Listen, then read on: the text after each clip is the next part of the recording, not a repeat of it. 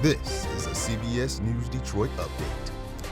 Good morning, I'm Sandra Ali. Here's a look at your top headlines on this Thursday morning. We begin with a look at the aftermath of that explosion that tore apart a condo in Orion Township.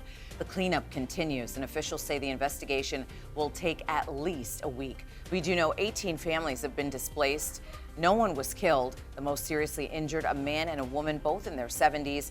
Police say as of this hour, their conditions have improved. This morning, a Michigan political leader picked to join President-elect Donald Trump's team. Republican Party Chair Pete Hoekstra named U.S. Ambassador to Canada. Hoekstra previously served as a U.S. House Representative in Michigan's 2nd District. He was recognized as Michigan GOP Chair. That's after Christina Karamo was voted out back in January.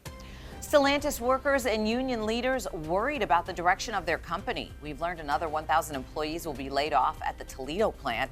That's in addition to layoffs planned in Michigan and Indiana. Meanwhile, stock and earnings are down for Stellantis. Workers and local union leaders blaming the company for mismanagement. One expert telling us they think there are other issues adding to that problem.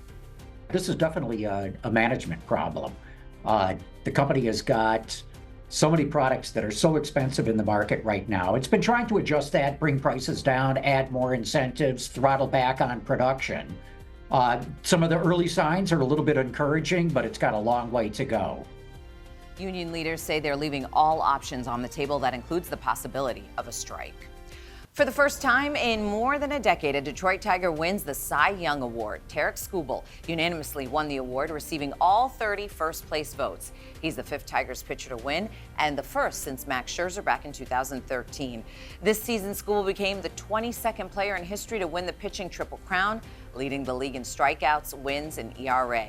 Chris Sale won the National League Cy Young Award.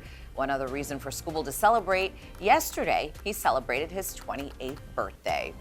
Right now, let's go ahead and check in with Troy Bridges for a look at that Thursday forecast. Some flurries out there today, Troy. We are going to see those snow showers throughout the noon hour today, Sandra. So this morning, as the snow falls, it will melt on the roadways and lead to wet roads, much like it would be if it rained. Then by noon, we start to see rain mixing in with some of that snow. So a snow-rain mix for the afternoon today. It's not going to add up to much, certainly not on the roadways, but on some grassy areas, we could see less than an inch of accumulation as we see some of this snow come down. Temperatures just too warm on the ground for any big issues. And then on through the day tomorrow, we'll see another chance for a few showers, but no more snow mixed in. Here are the high temperatures for today. A cold day in store with the winds gusting at times near 25, even 30 miles per hour. So a pretty breezy day. Only going to 40 for the afternoon high in Lapeer, 38 in Ann Arbor today, 38 in Adrian, 38 in Howell, and 40 for the high today in Detroit, 39